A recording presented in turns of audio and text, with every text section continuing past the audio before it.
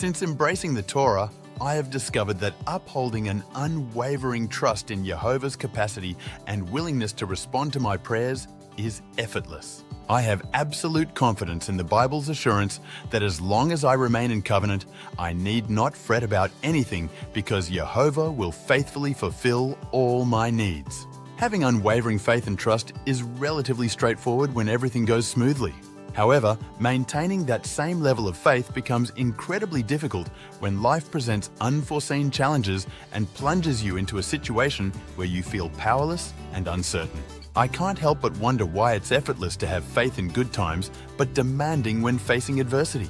As a child, all my toys were hand-me-downs from my older brother. However, I spotted a shiny new toy car in a store one day. It was an RV toy truck with a red roof and a grey metallic coating. I asked my father if we could buy the toy car, but he said no because he had already spent all his money on computer equipment for my older brother's computer interests. When we arrived home from the store, I excitedly shared the story of the toy car with my mother. It sparked a passionate argument between her and my father as she vehemently tried to persuade him to purchase it for me. He remained adamant in his refusal, leading to my mother's retort that he could use some of her grocery money to buy the toy. The impact of constantly receiving hand-me-down toys and never being able to have what I truly wanted has left a deep and enduring impression on me. It made me feel insignificant and undervalued, as if I only deserved second-hand toys rather than the best. Witnessing my parents' arguments over this reinforced the idea that I was selfish for wanting something new and that my desires caused pain to others. As a result, I solemnly promised myself that I would never prioritize my own needs again, believing that my emotions and desires were unimportant and caused other people harm.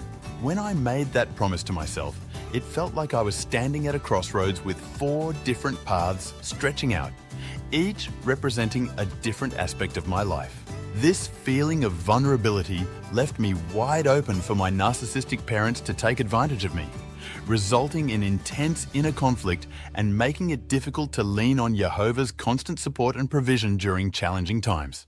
Moreover, it made me particularly susceptible to a Christian theology that excessively emphasizes grace in a manner that contradicts biblical teachings.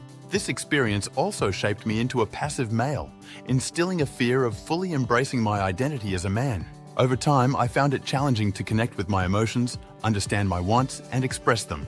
Fortunately, my wife's consistent love and support have changed my outlook. Thanks to her, I've overcome these challenges in my interactions with others and gained confidence in my identity as a man. However, I still encounter occasional struggles when connecting with my faith in Yehovah under challenging seasons of life. I use the teachings from the Bible as my guiding light. According to the Bible, you are considered God's chosen people when you choose to live by the Torah. This belief grounds me and gives me a sense of purpose and identity.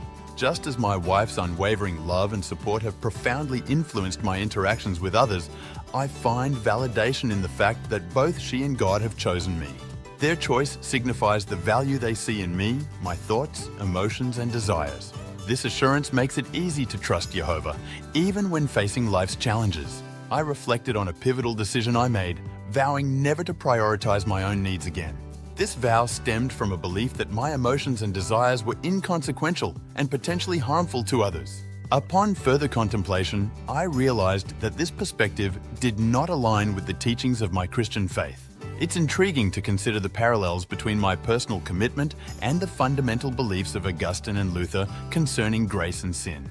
They posited that our inherent sinful nature diminishes the significance of our emotions and desires, portraying them as potentially damaging to others. Furthermore, as I delved into the notion that the Bible was not written to us but for us, I encountered a belief among its original audience that resonated with my current perspective.